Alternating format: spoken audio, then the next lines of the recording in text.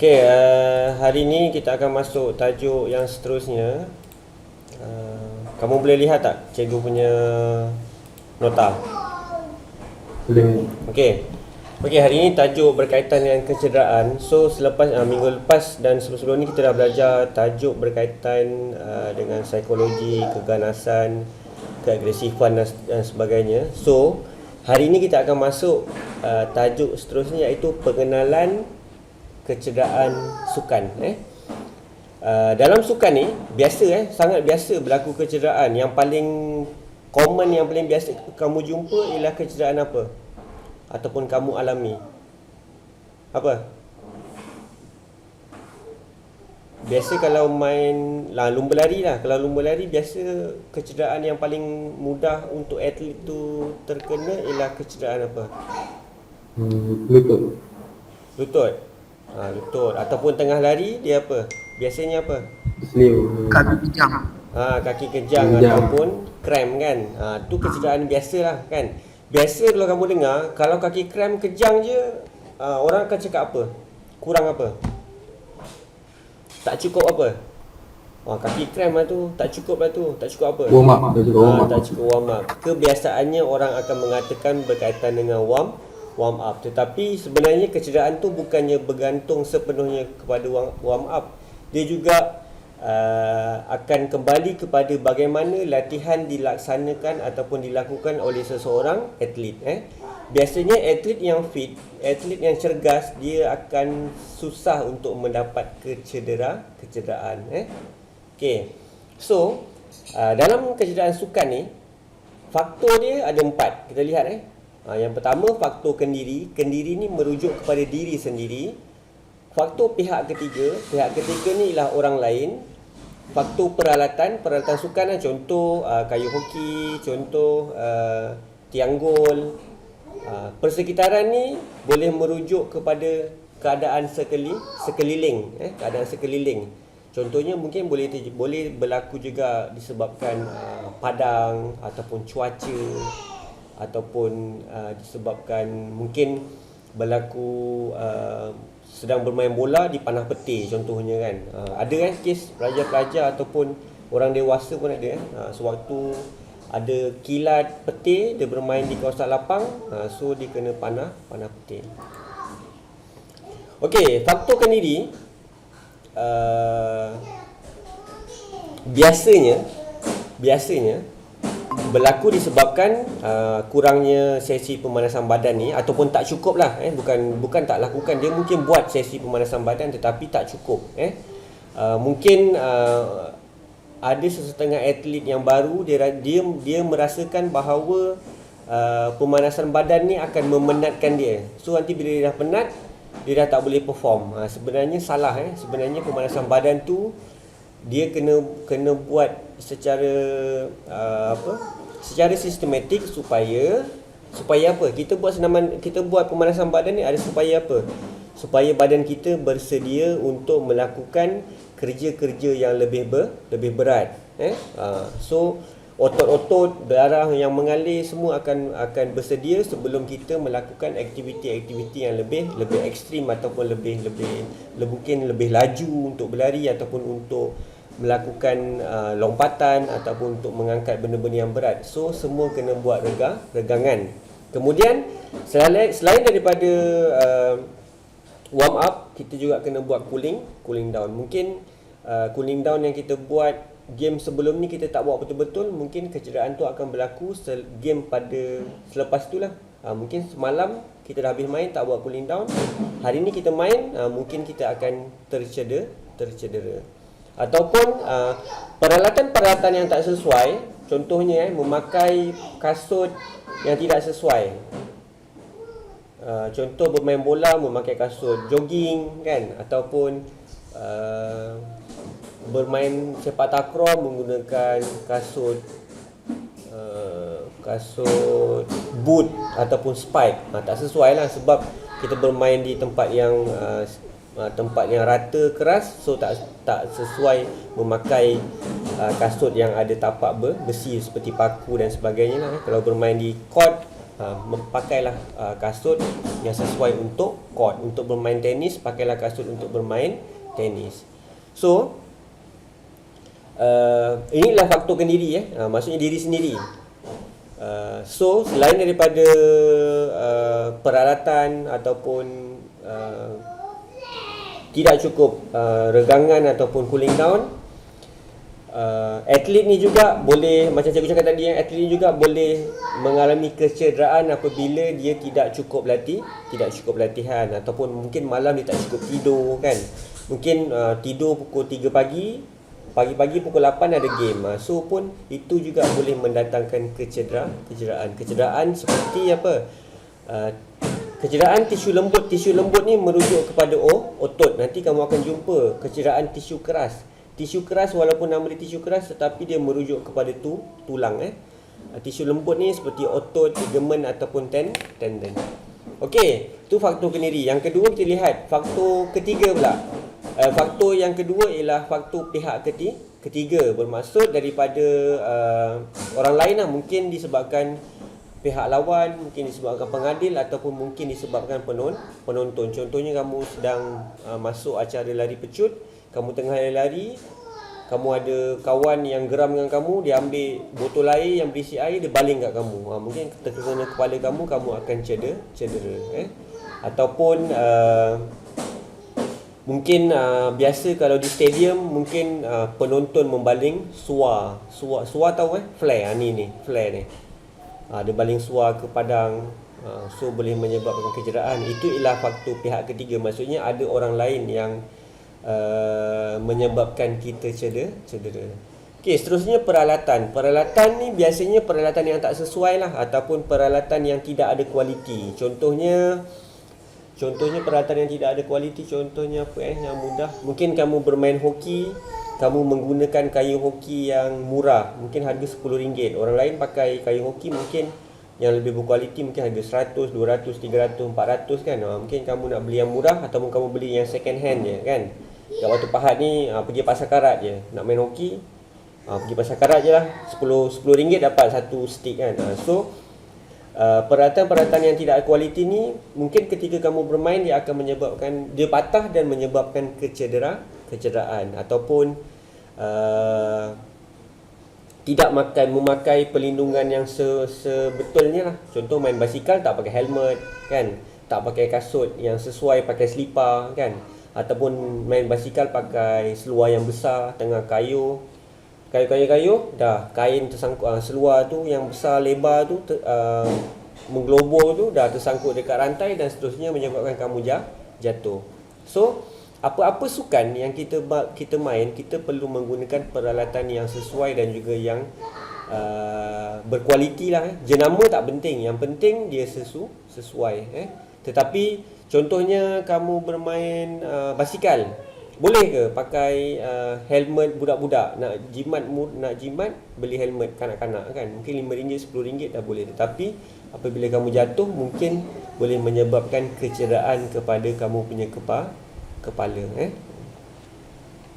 Biasanya peralatan ni dalam sukan ni mahal tak semestinya bagus, tetapi biasanya yang mahal tu insya-Allah lah dia akan ada lebih kualiti lah.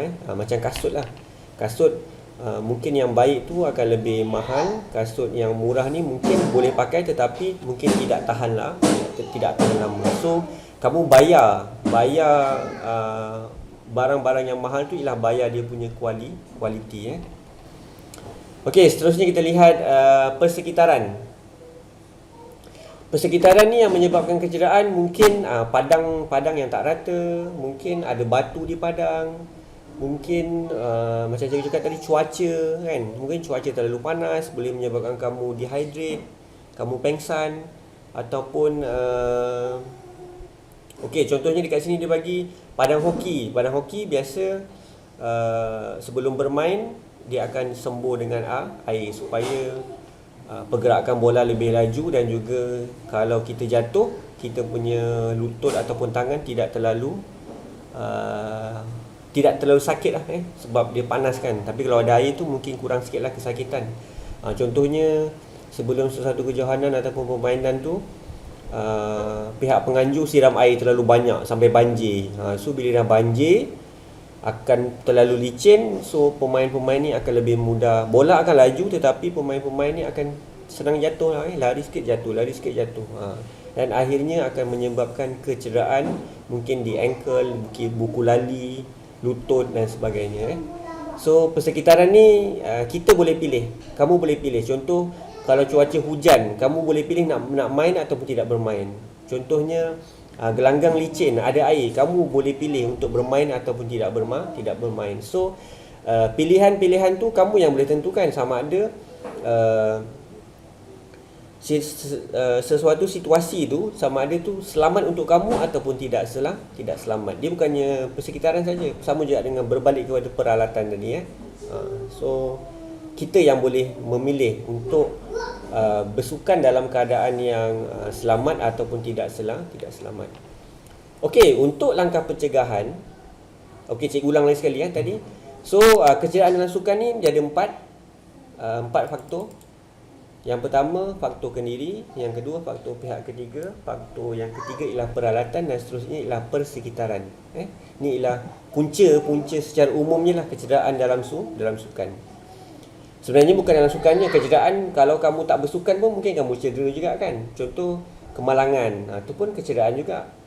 Ataupun mungkin kamu tengah berjalan, kamu jatuh pun kecederaan juga. Tetapi dalam sukan ni kecederaannya lebih banyak lah, sebab kita terutamanya dalam pertandingan lah, sebab kita ada matlamat untuk menang, mungkin kita ada keagresifan, mungkin kita ada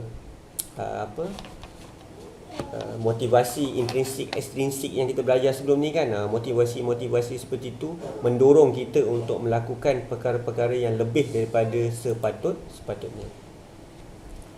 Okey, untuk mengelakkan kecederaan, yang pertama pakaian yang sesuai, seterusnya peralatan, dan seelok-eloknya pakailah peralatan perlindungan. Okey kelas, sukan apa yang memakai peralatan perlindungan dan wajib pakai?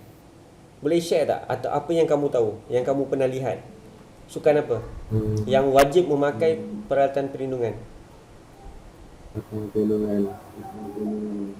Apa? Bola kan? Okey, bola sepak pakai apa? Perlindungan apa? Shin pad untuk perlindungan kaki. Lagi sukan apa? Sukan apa yang kena pakai? Wajib pakai?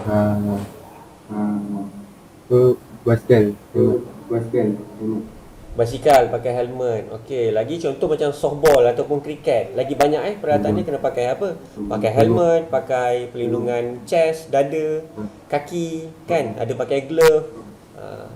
Kalau hoki, hoki sekarang untuk goalkeeper memang kena pakai lah full set daripada head to toe, daripada atas sampai bawah.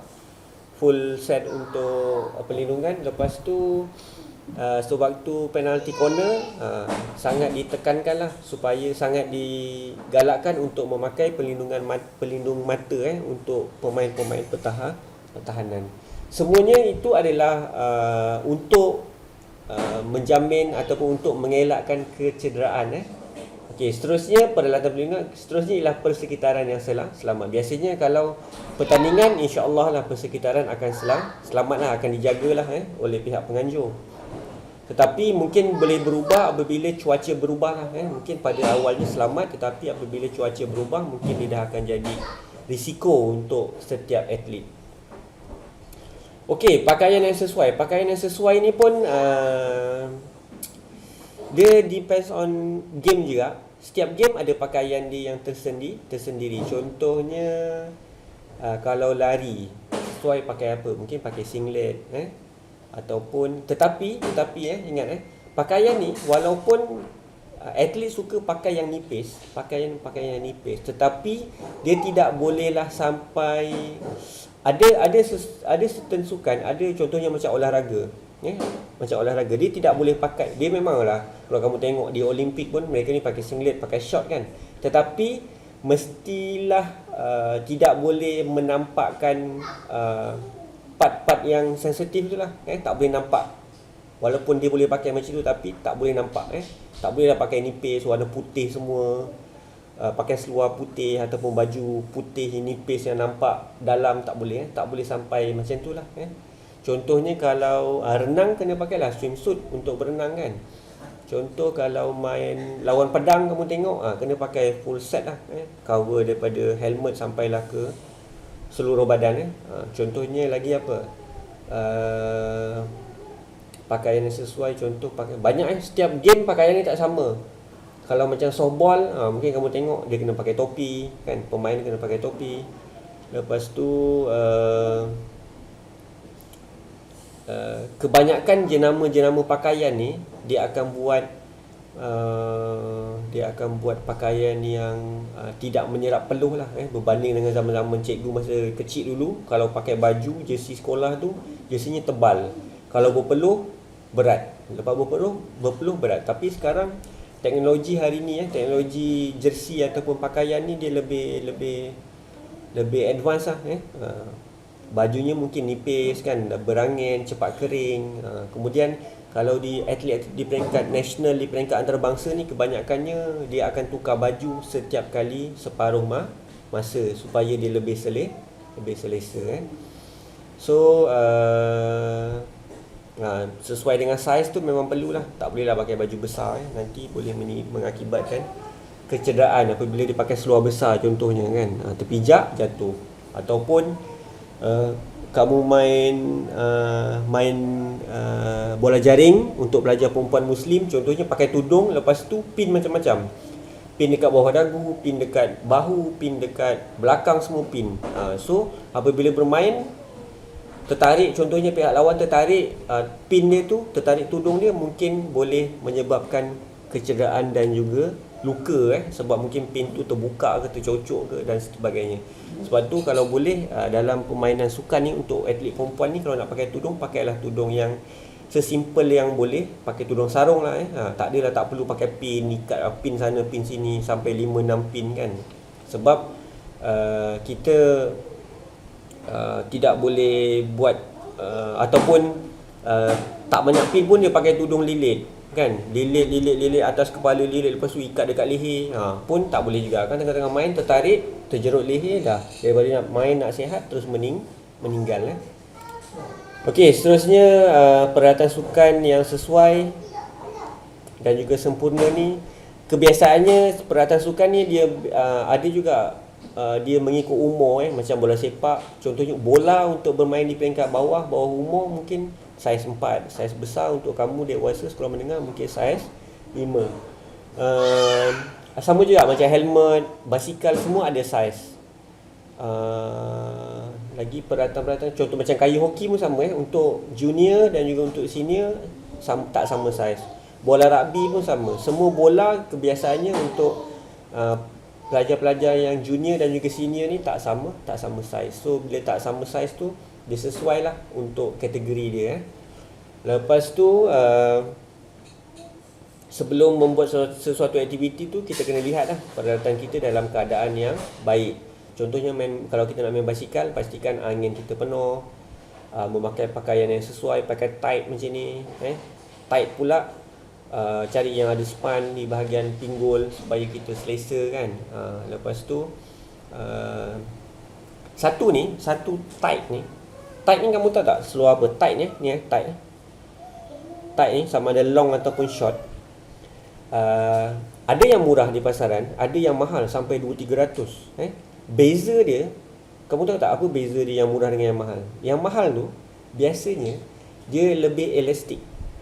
Kalau yang mungkin kamu beli yang tight yang RM10 yang boleh buat tidur, beli kat pasar malam kan, mungkin tight juga, sama juga. Tetapi tight tu dia tidak memberi, maksudnya dia akan grip kamu punya otot dan juga pergerakan darah tu silap-silap boleh terganggu. Faham tak maksud cikgu?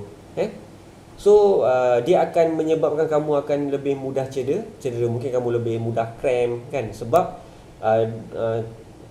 pengaliran darah dalam badan kita tu terganggu disebabkan kita pakai tight yang tidak sesuai, yang tidak elastik.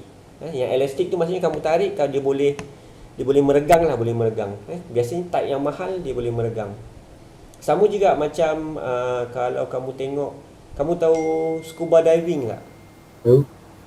Tu. Tahu scuba diving? Yang selam dalam laut tu kan. Kamu lihat macam dia pakai baju macam pakai tight je kan. Sebenarnya tak. Baju dia tu lagi tebal, lagi tebal. Kalau kita buat scuba diving, kita pakai tight yang biasa, mungkin beli 50-60 ringgit tu, kita buat scuba diving, tak silap kita kena sengat obo-obo, badan kita akan kenalah racun obo-obo tu. Tapi yang untuk scuba diving tu dia pakai baju yang lebih tebal. Maksudnya kalau obo-obo sengat pun tak load. Tak silap ada baju yang lagi mahal, ikan jerung gigit pun tak load agaknya kan, gigi dia kan. Maksudnya ikan-ikan yang biasa kecil tu kalau gigit pun tak ada kesan lah. So itulah yang macam cikgu cakap tadi, kita bayar mahal adalah untuk kualiti. Okey, peralatan perlindungan contohnya kalau macam rugby macam cikgu tengok rugby, kebiasaannya kadang-kadang mereka ni pakai headgear tu di kepala kan. Kemudian mereka pakai pelindung pendakap gigi tu, pelindung gigi tu untuk mengelakkan gigi tu, sebab mereka ni main kasar kan bila scrum, bila tackle tu terentak. So untuk mengelakkan kecederaan, so mereka pakai peralatan-peralatan tu. Macam cikgu cakap tadi, softball macam biasa. Lagi sukan-sukan yang menggunakan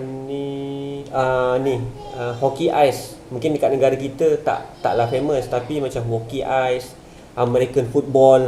American football tu dia punya peralatan perlindungan dia lagi banyak. Badan ni pun dia pakai perlindungan juga. Sebab tu kalau kamu tengok American football ni, atlet dia ataupun player ni badan dia akan nampak lebih sasa, sebab dalam badan dia tu dia ada pakai pelindung lah, helmet. Helmet itu pun dia pakai silikon yang dalam helmet tu dia pakai silikon. Macam kamu punya helmet motor tu kan, helmet biasa je kan, mungkin gabus ataupun sponge biasa kan. Kalau untuk American football tu, setiap kepala atlet tu akan diukur, dia buat saiz, kemudian dia akan buat ngam-ngam saiz untuk dia je lah. Contoh atlet A namanya Abu, helmet dia Abu je boleh pakai. Mungkin B, helmet untuk Bavitra contohnya. Bavitra dia je boleh pakai helmet tu, sebab dia buat tu spesifik on based on kepala dia. Biasanya atlet-atlet yang profesional, pihak pengeluar ni akan buat yang lebih spesifik untuk setiap atlet yang disponsor. Contohnya macam bola sepak. Bola sepak kalau kamu lihat Nike kan, dia sponsor Ronaldo kan. Ada kasut tu yang dibuat dia tengah kelas. Ada macam Ronaldo tu, pihak Nike buat satu boot yang memang mengikut bentuk kaki dia kan. Kalau kamu tengok banyaklah CR punya pattern boot tu, ramailah. Kemudian tak semua orang sesuai, tak semua kaki sesuai macam kaki Ronaldo. So siapa yang kaki macam Ronaldo bolehlah pakai macam kaki kasut Ronaldo kan. Tapi yang tak sama, tak sesuai, sebab kaki orang ada yang lebar, ada yang tirus. Yang lebar kembang, ada yang tirus. So kita kena pilih mengikut kesesuaian. Tak bolehlah ikut brand jenama je kan. Tengok jenama Nike tu macam famous, macam ramai staff pakai, kita pun beli Nike, sedangkan kita tak sesuai. So paling senang patuhi peraturan lah. Ikut peraturan permainan. Kalau macam bola sepak, tak boleh tendang pihak lawan, tak boleh tackle keras, tak boleh menyiku kaut lawan. So kalau kita ikut apa-apa undang-undang, contohnya selain daripada bola sepak, contohnya main rugby kan, contohnya tak boleh tackle di bahagian pinggang ke atas, tarik leher kan. Orang tackle bawah je kan, pinggang ke bawah, tapi kita tackle tarik leher. Tak silap orang yang kita tarik leher tu boleh meninggal. So kalau kita ikut peraturan, insya-Allah kita akan selamatlah, dapatlah bersukan dengan selamat, dapat bermain dengan selamat, dapat bermain dengan fair play. Okey, sesi pemanasan badan dan juga penyujukan badan ni umum, biasanya semua orang akan buat, tetapi dia depends on acara yang kamu nak buat lah. Contohnya kamu nak jogging. Okey, contohnya kamu petang ni kamu nak jogging 20 minit. Takkanlah kamu nak warm up sampai setengah jam, betul tak? Kan, kamu nak jogging 20 minit, mungkin kamu nak lari anak je ataupun brisk walk saja.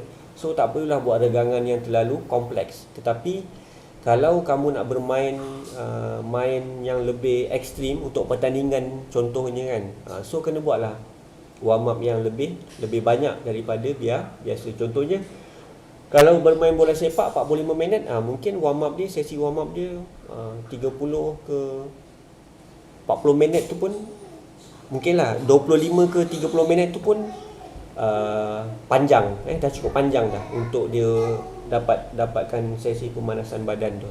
Yang penting sebelum bermain tu badan kita mestilah, sewaktu warm up tu badan kita mestilah sudah berpeluh. Berpeluh lah, maksudnya berpeluh macam kita bermain. Barulah badan kita akan bersedia untuk melakukan aksi-aksi ataupun aktiviti yang lebih berat. Okey, kalau kita cedera, kalau kita letih, elakkan kita bermain lah. Lebih baik kita rehat, kita buat proses rehab, mandi ais ke, buat massage ke, so buat aktiviti yang ringan ke, supaya kecederaan kita tidak bertambah teruk. Okey, peralatan perlindungan. Ni kamu rasa ni helmet apa ni? Kamu tengok ni. Ni helmet apa ni? Softball. Nampak tak gambar ni? Softball. Softball. Softball? Ke cricket? Ya ke? Sama. Cricket. Cricket? Cricket. Cricket kot ni. Cricket. Cricket. Helmet softball dia tak ada jaring ni, dia helmet di atas ni. Melainkan catcher lah. Kau tahu catcher? Catcher orang yang tangkap bola dekat belakang tu.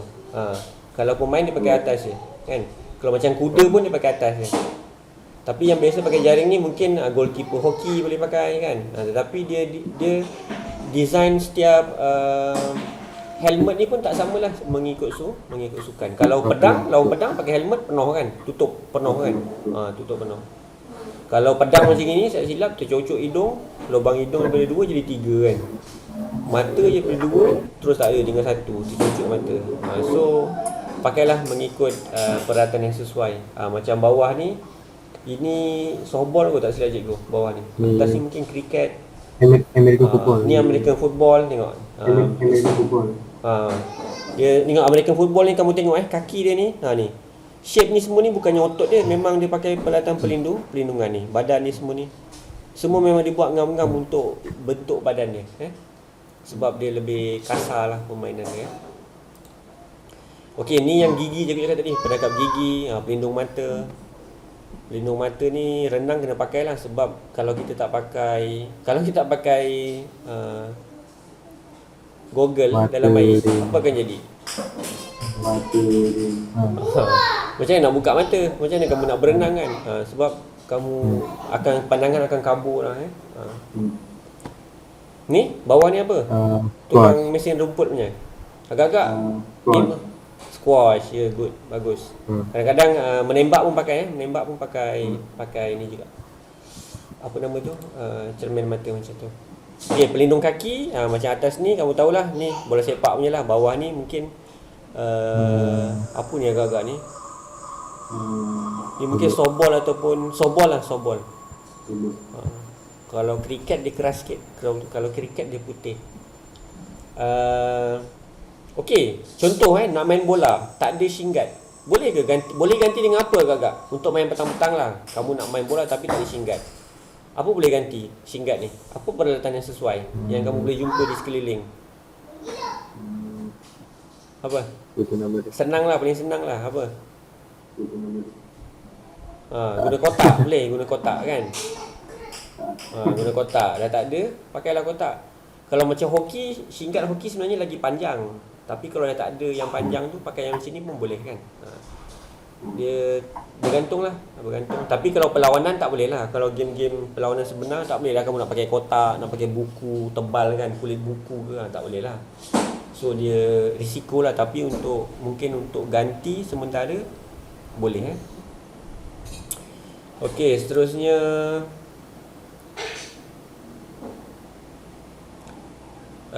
macam cikgu cakap tadi, alat ganti kalau kita mungkin main waktu PJ kan.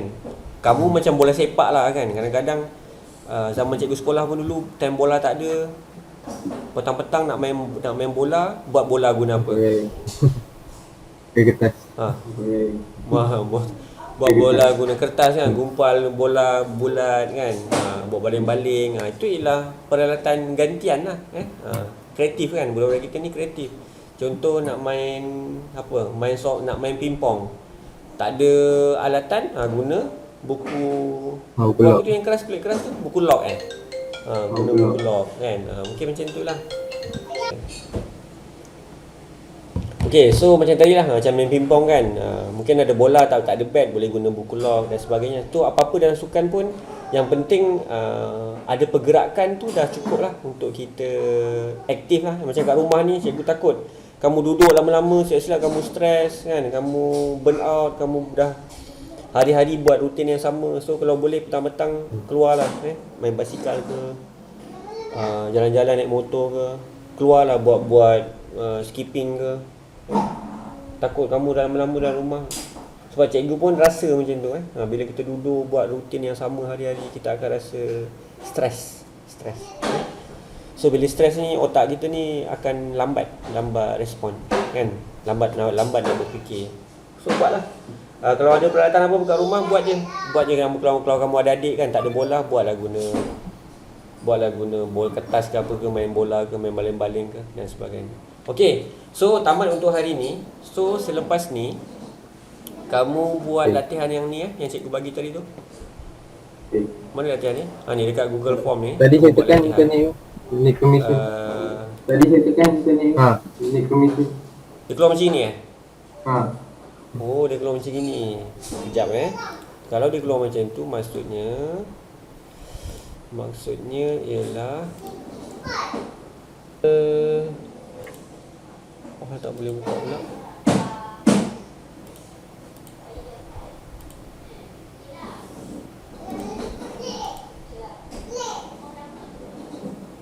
Okey, ni dah jumpa dah.